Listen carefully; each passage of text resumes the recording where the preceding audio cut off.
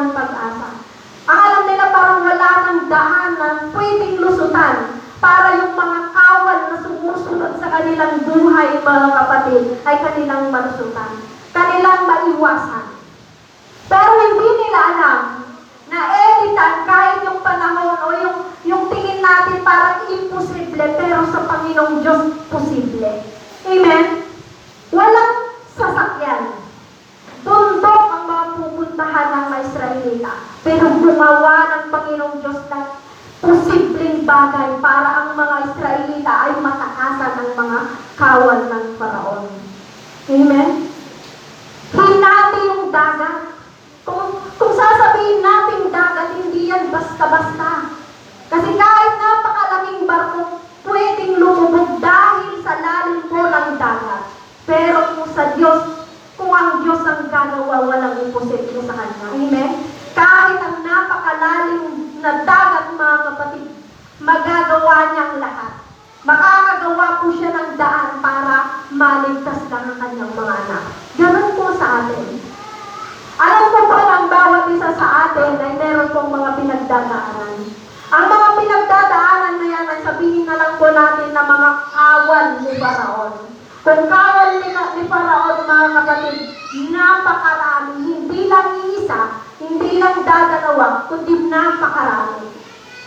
Sa ating mga buhay, napakarami sumusunod o humahabol sa atin para tayo may pabagsakin bilang mga Kristiyano. Amen?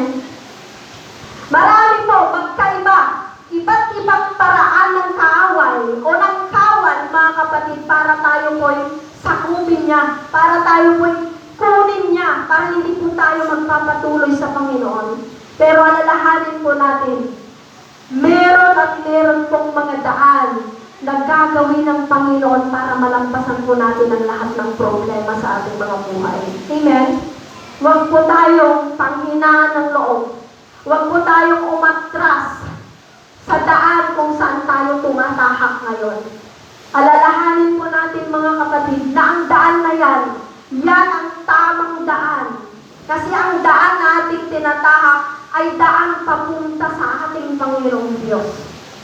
Kaya huwag po tayong ma-discourage kahit na ulitin ko po sabihin na marami pong kawal ang dyablo para tayo hilain pababa. Para po tayo ay discourage sa paglilingkod sa Panginoon. Kung minsan, pwedeng gamitin ng dyablo ang bawat isa o kahit kung minsan pati kapwa nananampalataya para tayo po ay i-down. Pero huwag po natin tignan ang mga yun. Amen? Ang tignan po natin ay ang Panginoong Diyos na siyang nagligtas sa atin. Magpatuloy po tayo gaya ng mga Israelita. Kasi hanggat sila po ay sumusunod sa kalooban ng ating Panginoong Diyos, hindi po sila pababayaan ng Panginoon. Alam niyo mga Israelita ito, mga kapatid, naglakbay po sila ng 40 years papunta sa Kanaan. Pero sa 40 years na yun, hindi po sila pinabayaan ng Panginoon. Sila po ay naglakbay sa disyerto. Kung sasabihin natin disyerto doon, mahirap ang tubig. Amen? Pero, dahil marami ang way ng Panginoon para iligtas ang mga Israelita, ginawa po niya. Nung wala pong tubig, ano pong ginamit ng Panginoong Diyos para makainom ang mga Israelita? Yung bato. Amen? Nabasa niyo po yan? Yung bato na hinampas ni Moises at yung tubig talagang lumabas sa batong yun. Noong panahon na wala po silang pagkain at sila po ay nagmumor o sila po ay parang nagsasalita niya kontra sa Panginoong Diyos.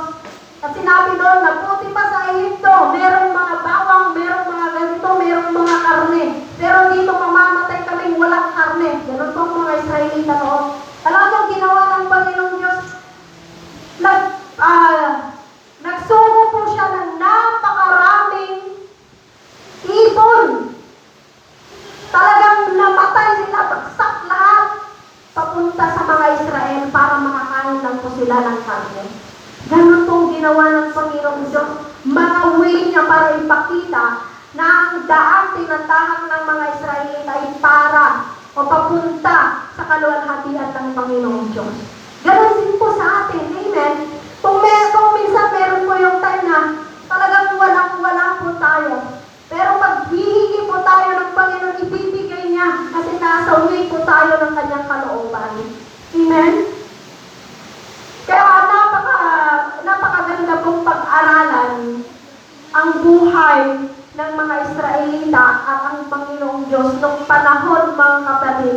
na sila po ay naglalakbay sa Kanaan.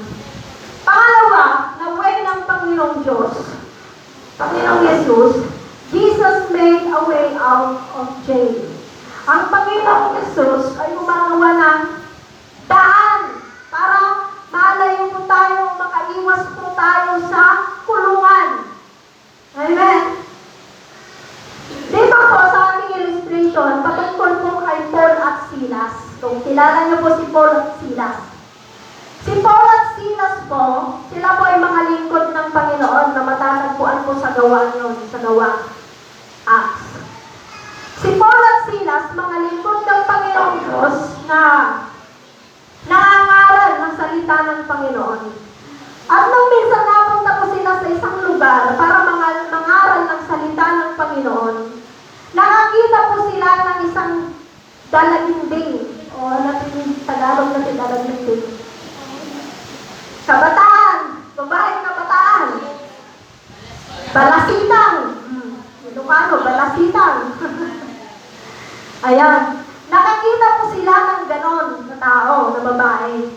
Tapos, yun pa ay sinasabihan ng masamang espiritu. At alam mo, sabi ng balasang na ito, dalaga na ito, ayan na ang mga lingkod ng Diyos. Sila ay pumunta dito para ipahayag ang kaligtasan kung paano kayo maliligtas. Noong una, pangalawa, hindi po nila yung pinapansin. Pero habang tumatagal, ganun po yung ginagawa ng babae yun. Kaya, ang dahilan po kasi na nandun yung babae yun, yung dalalang yun, ay para pagkakitaan po ng kanyang amo. Kasi meron po siyang, magaling po siya sa panghuhula. Kasi meron po siyang bad spirit. Nalalaman po niya kung ano ang meron sa tao. Ayun. Malaki pong salapi ang naiipon ng kanyang amo dahil sa kanya. Marami pong tumatangkilik sa kanya sa panahon na yon, mga kapatid. At ngayon, nung naasar po si Paul, dahil po sa palagi na lang sinasabi na gano'n, na kung tutusin naman, totoo naman, di ba? Na sila pumunta dito para ipahayag kung paano kayo maliligtas. Pero alam kasi ni Paul na yung babaeng yon ay sinasabihan ng masamang espiritu. Kaya ang ginawa ni Paul, mga kapatid, re-rebuke yung babaeng yon. At sa pag-rebuke ni Paul sa babaeng yon, nawala po yung bad spirit. At nung napansin, mga kapatid, nung amo na nawala na yung gift na yon, yung bad spirit na yon sa babae yon, nagalit po siya kasi nawalan na po siya ng pagkakakitaan. Kaya nagalit po siya kay Paul at Silas. At ipinabilanggo po sila.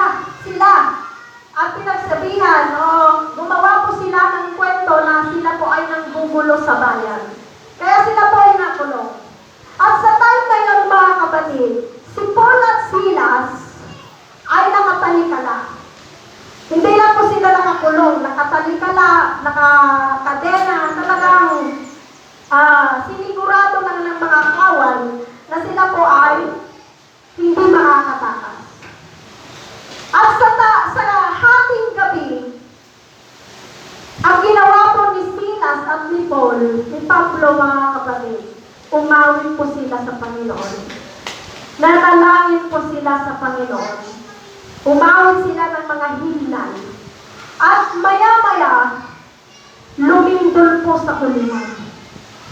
At nung lumindol, ang mga talikala sa kanilang mga kamay at paa nakalas. Yung kadina sa kanyang katawan natanggal. Maging ang pintuan natanggal ang lock. Dahil po sa pagpuri, pagsamba nila sa Panginoong Diyos. Amen. Yun po yung isang daan ng Panginoon para si Paul at Silas ay makaalis sa kulungan kung saan sila. Pero ano pong ginawa ni Silas at ni Paul? Hindi po sila umalis. Nagtago po sila sa gilid. At maya-maya, nandyan na po yung kawan, punong kawan. Umiiyak po. Gusto niyang magpakamatay, pero pinigilan po siya ni Paul. Sabi niya, huwag mong gawin yan. Walang lumabas kahit isa, nandito kami lahat. Tingnan niyo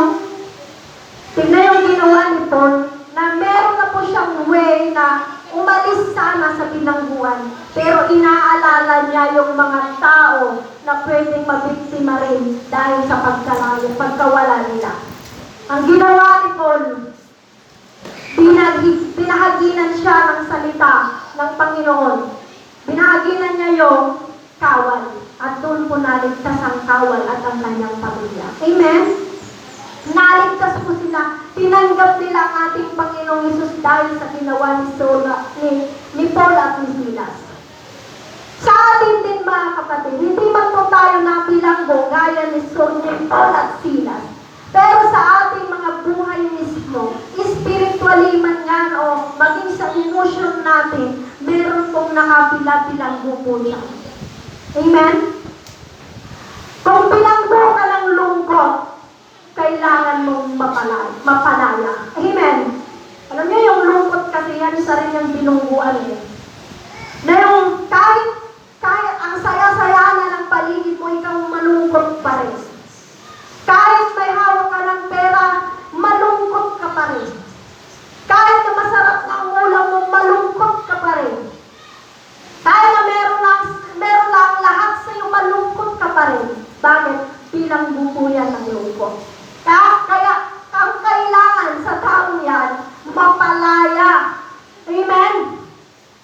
Mabuksan yung pintuan ng kalungkutan na yan para mapalaya siya at magawa niyang sumaya.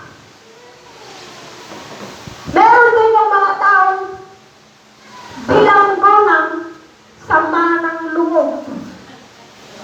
Nagkatawa. Bilanggo ng sama ng loob. Na kahit hindi naman inaano, sumasama ng loob. Na kahit hindi naman siya pinagchichismisan, sumasama ang loob. Na sa time na humihingi hindi lang napagbigyan, sumasama ang loob. Bilanggo yan ng sama ng loob. Di ko na naiinaw, di sakit tinapon. Nabigas dyan. Amen? Hindi man po tayo parang kina Silas at Paul na nabilanggo literal, pero sa atin mismo, alam natin kung ano yung bumibilanggo po sa atin. Meron din naman yung mga taong bilanggo ng kasakiman. Bilanggo ng maraming bilanggo. Bilanggo ng karahasan. Sa atin mismo, alam po natin yan. Kaya dapat tayo pong lahat ay mapalaya mula sa mga bilanggo ng kaaway sa ating mga buhay. Amen? Nagaya ni Silas at Pablo, ang ginawa po nila para po sila ay mapalaya, walang iba kundi nanalangin, umawit sa ating Diyos. Kung nararamdaman po natin na parang hindi na natin kaya yung ating mga pinagdadaanan o yung mga nakabilanggo sa atin, tumulong po tayo sa ating Panginoon. Na kahit napakahirap na para sa ating mga kalooban, gumawa po pa rin po tayo ng paraan. Umawit pa rin po tayo ng mga himnan para sa Diyos bilang papurit pagsamba natin sa Kanya. Amen? Manalangin pa rin po tayo sa Kanya. Hindi po natin mamamalayan mamaya, lilindol po. Ang lindol na yan po ang magpapalaya sa atin sa lahat ng mga kumukulong sa ating mga buhay. Bakit kaya? Meron naman na akong ganito, ganyan, pero parang may kulang. Parang ang lungkot ko pa rin. Parang hindi ko magawang sumaya. Isa po yan sa mga kulungan ng kalungkutan.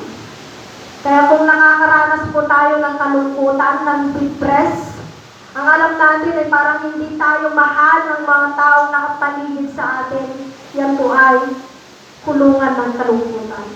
Ang kailangan lang po natin tumawag sa Diyos, manalangin, umawit sa Kanya, para tayo po'y mapalaya mula sa mga gawa ng diablo na yan sa ating mga buhay. Amen?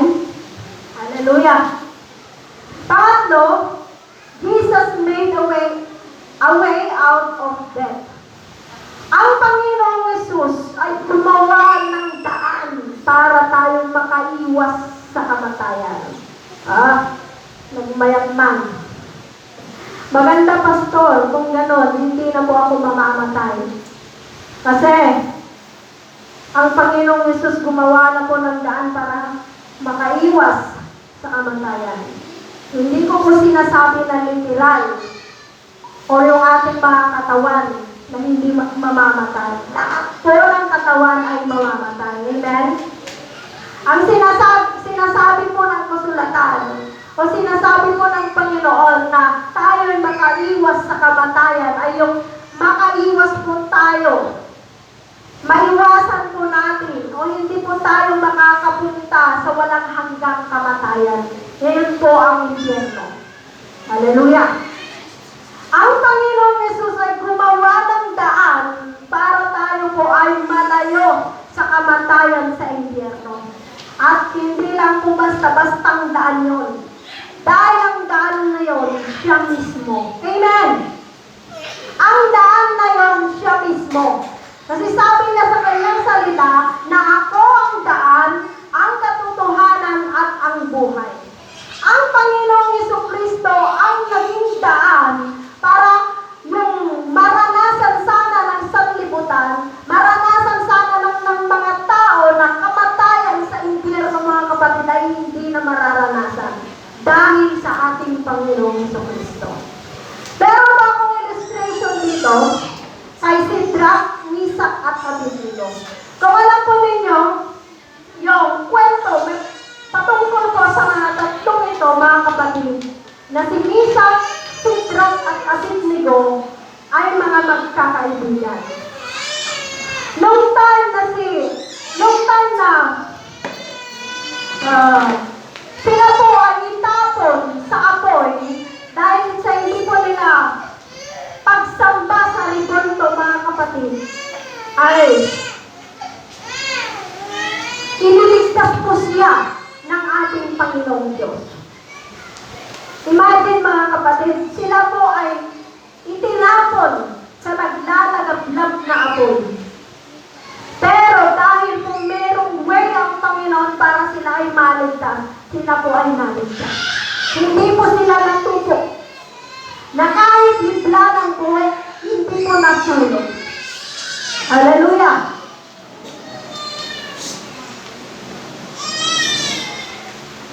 Literal po yun na ginawa ng Panginoong Diyos sa mga tatlong ito. Nakitang-kita po ng mga mata, ng mga tao sa lugar na yun, mga kapatid, na hindi po nasunog ang mga tatlong ito. Dahil po sa kapangyarihan ng ating Panginoon. Sa atin din po, mga kapatid. Bilang mga tao, meron pong pagkakataon na maranasan sana natin lahat yung pagkasunog. Amen. Dahil yun nga ang kapayaran ng lahat ng kasalanan ng tao, yung mapunta sa impyerno. Pero dahil mahal na mahal po tayo ng Panginoong Jesus, gumawa po siya ng daan para po tayo ay maligtas sa apoy na yun. Siguro, iniisip po natin parang wala lang, parang hindi pa natin maabot yung pag-iisip na apoy na masusunog. Parang natin napapakinggan na yung apoy na susunog sa tao. Parang okay lang. Pero, siguro sa time na yung isang tao nandun na sa lugar na yon, doon na ng paniniwalaan na napakahirap pala ang masusunog. Kasi hindi lang one hindi lang isa, hindi lang minsan, hindi lang pangatlo, pang-apat na beses mong mararanasan ang apoy sa impyerno. Yun po ay panghabang buhay. Panghabang buhay po, mga kapatid, ang apoy sa impyerno. Kaya, praise God. Nandiyan pa po ba kayo, mga kapatid?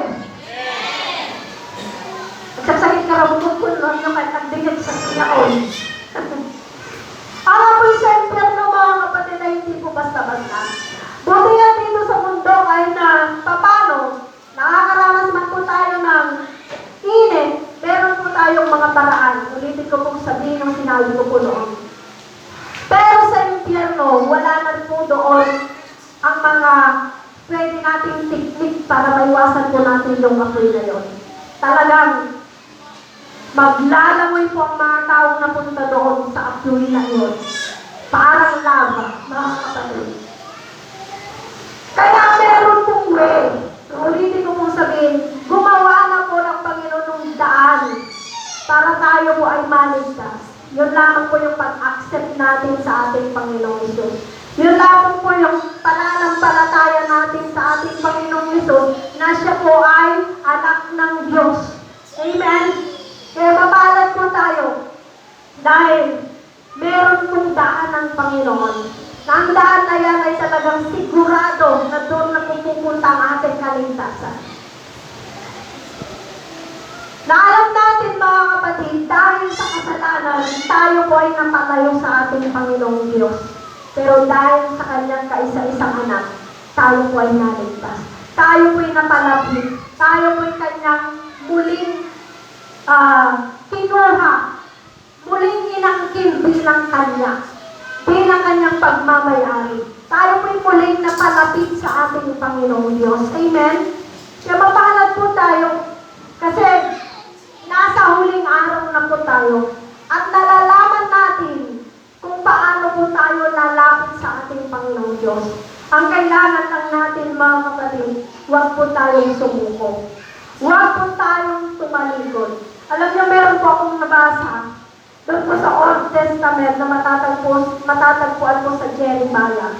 Ng mga Israelita, sa panahon ng mga Israelita, mga kapatid, sila po ay nagtaksil sa Panginoong Diyos. Sila po ay tumalikod sa Panginoong Diyos. Nung pinabasa ko po yun, talagang yung puso ko po nadudurog.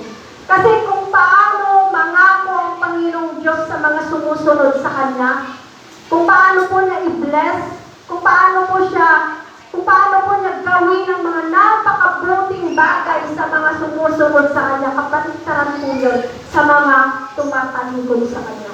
Kasi ang sabi niya po doon, sa mga tumatalikod sa Panginoong Diyos, yung mga kaaway nila, mga hari na kumakalaban sa mga Israel, sila pa ang kakampihan niya. Tuturuan niya kung paano niya tuksain ang mga Israelita. Tutulungan niya para mapuksa ang mga taga-Jerusalem. Tingnan niyo yun? Ang mga Israelita ay chosen people, mga kapatid. Pero dahil sa paghimagsik nila, dahil sa tinalikuran nila ang Panginoon, ipinagpalit nila ang Panginoong Diyos na kahit sino, nagaling po ang Diyos. Yung dating biyaya ng para sana sa kanila ay naging paghihirap. Naging curse, mga kapatid. Naimpisang pinaparusahan ng Panginoong Diyos noon ay ang mga kalaban nila. Ang mga kalaban nila ang pinapahiya ng Panginoong Diyos sa panahon na yon. Pero dahil sa pagtataksil nila sa Panginoong Diyos, ano po ang nangyari? Sila na po yung kinakampihan ng Panginoon. At ang kinakalaban na niya, ang pinaparusahan na niya ang mga Israelita. Ayaw po ng Diyos na mangyari sa atin yun. Amen? Ang dapat lamang po natin i-accept ay yung mga pagpapala ng Diyos sa atin. Hindi po yung mga sumpa ng Diyos na nasa Biblia. Para po maranasan natin, para po ma-accept natin ang mga pagpapalang yun ng Panginoong Diyos, then doon po tayo sa kalooban niya. Amen? Doon po tayo sa kanyang mga gustuhan. Huwag po tayong magtaksil, huwag po tayong tumalikod sa Diyos, kundi magpatuloy po tayo para sa mga anumang pangako ng Diyos sa atin ay ating mararanasan. Amen? Marami po ang way ng Panginoon para po tayo ay kanyang pagpalain. Marami po ang way ng Panginoon para po tayo kanyang ingatan at huwag pababayaan. Nagawa nga niyang gawing daan ang Panginoong Yesus na kanyang kaisa-isang anak para sa ating kaligtasan. Ngayon pa kaya? Amen? Hindi man po natin nakikita ang mga kaganapan spiritually, pero alam ko po mga kapatid, na ang Diyos palaging nandiyan ang gumagabay sa atin. Hindi man natin nakikita na nandiyan talaga ang Panginoong Diyos para hawakan tayo, para aliwin tayo sa panahon na tayo may umiiyak. Pero alam po natin na siya'y palaging nandyan para sa atin. Amen? Hindi man natin nakikita ang mga tagumpay natin, alam ko, marami na pong tagumpay na naranasan natin. At marami pa po ang tagumpay na ating malalampasan sa mundong ito hanggang tayo po ay nandito. Amen? Huwag lang po tayong lalayo sa kalooban ng Diyos.